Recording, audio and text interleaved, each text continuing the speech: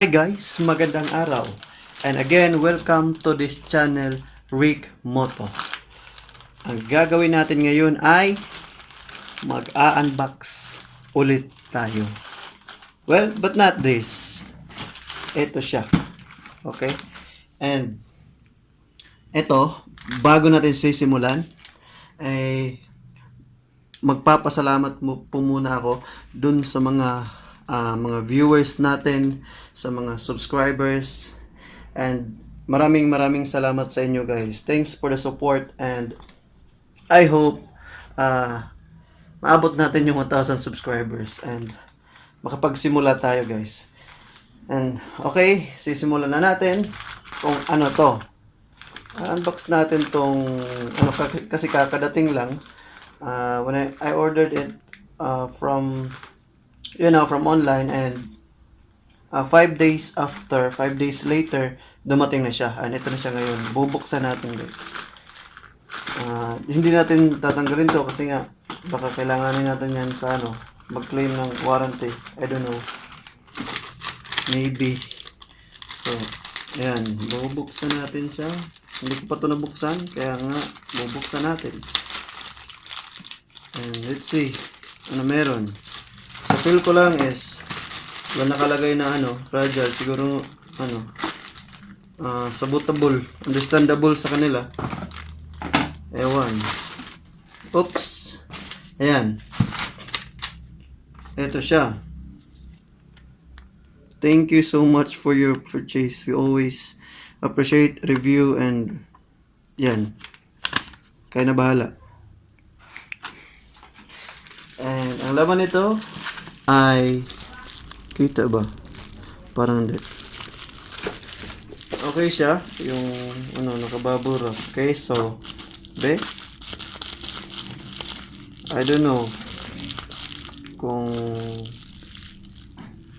nalagyan siya ng malaking mabigat na Pero okay naman yung packaging niya. Naka-bubble wrap. And diretso na ba? Yung laman niya ay SJCAM. Ayan, SJ4000 Air. Yung mumurahin sa SJCAM, pero sabi nila okay na daw. Good for start. And ito siya. Natatawa ko sa box. SJCAM empowered your dreams, and SJ4000 Air action camera. Naka 4K, naka Wi-Fi. Pwede siya pang Wi-Fi. And 30 meters water resistant. Pag nilubog mo siya sa tubig, 30 meters daw. And simple design. Ayan, kaya na bahala maganda. And ito siya, yung included sa package. Kaya pala mabigat. Ayan. And yung sa likod. And ito, meron siyang yan, tawag niyan. And careful, bubuksan natin kasi nga di pa natin alam kung okay ba to o hindi.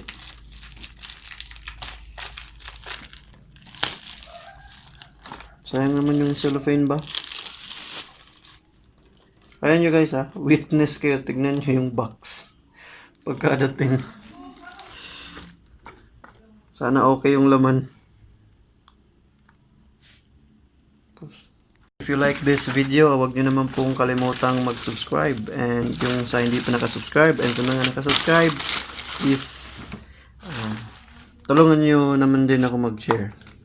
And ito yung laman. Ayan. Again, witness kayo sa box. Sana okay yung nasa loob. And ito siya. Tignan muna natin yung mga accessories kasi nga ito yung nakalagay. Accessories box ng SJCAM SJ4000 Air. Ayan. Ang laman niya, may dalawang tawag nito.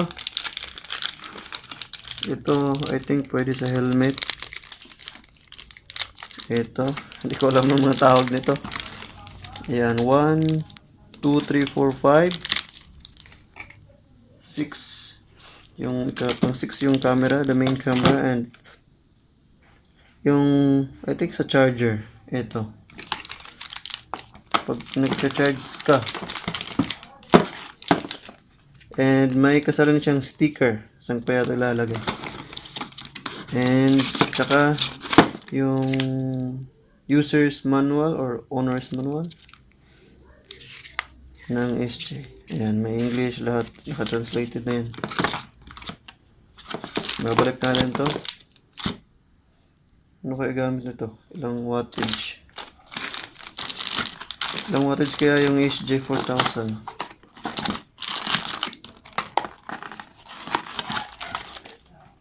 Okay. Yung main camera. Ayun. Okay siya. Sa labas. Ewan ka lang sa loob. Bubuksan to. May open na nakalagay. Yan. Kung nakikita nyo, may open. Kaya ganyanin mo lang. Or kaya, babaliktang ko. Ayan. Gaganyanin mo yung open, tapos yun. And babubuksan mo na yung nasa likod. And tungkol lang sa water resistant ng camera na to, lagyan mo lang, sabi nila lagyan mo lang daw ng tissue sa loob, and mga after 5 minutes, lubog mo sa tubig, after 5 minutes, tignan mo kung nabasa ba yung tissue. Pagka hindi, sure na okay yung frame. And ito yung pinakalaman. Tatanggalan natin carefully. And I hope okay siya. May mga nagsasabi na hindi pa daw ito na-charge. Kaya i-charge natin. Or kaya titignan natin. Ito yung switch niya sa Wi-Fi. Pag yung sa Wi-Fi password. At saka yung sa mic. Yung sa mode niya sa on and off switch. Pagka nagre-record ka, ito lang din. Stop and play. Pwede na. And record. Ito yung part ng sa memory niya. Din yung mga niya, port. USB and HD TV. And yan. To open the battery part of this camera, hihilain mo siya dyan. Pag ganun. Tapos dahan-dahan. Pwede mo yung ganyanin. Yan, madali lang. And careful pag nagmamaniyo sa daan, kasi nga ito lang talaga pag nahulog yan tapos di mo na nakita, good luck. Hihilain mo to. Ayan, hihilain mo yan. And yun. Good thing meron kaming extra battery kasi nga pagka nabili mo tong camera na to, low bat yung battery niya. And here we go. Ayan, meron tayong at least naka-charge. Medyo mataba na. Ilang beses na kaya ito na And susubukan natin. And let's switch it on. And ayan. Oops.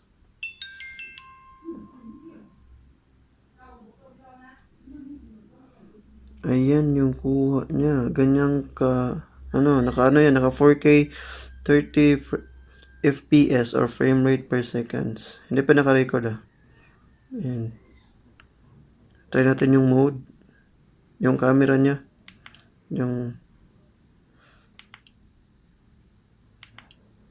Wala tayong memory nga pala. Ay, wait. Yung mode. Settings. Ayan. Video resolution. Hanggang saan? Yung pinakataas is 40K 30. Ayan. 720, 60, 720, 120, 1080p, 30 FPS, and 1080p. Pero sa akin, siguro gagamitin ko 1080p, 60 FPS. And recording sound, depende na sa'yo yan. Ayan. Ipapakita ko lang anong meron. Ay, wala na. Yun lang yun. Sa loop.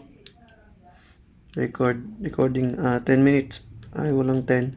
Ganun ba? Walang 10. 5 lang. Okay. Slow motion. Hindi ko pa yan alam. I will just, time lapse. Ano yun? Hindi ko alam yun. Mamaya na. Try natin.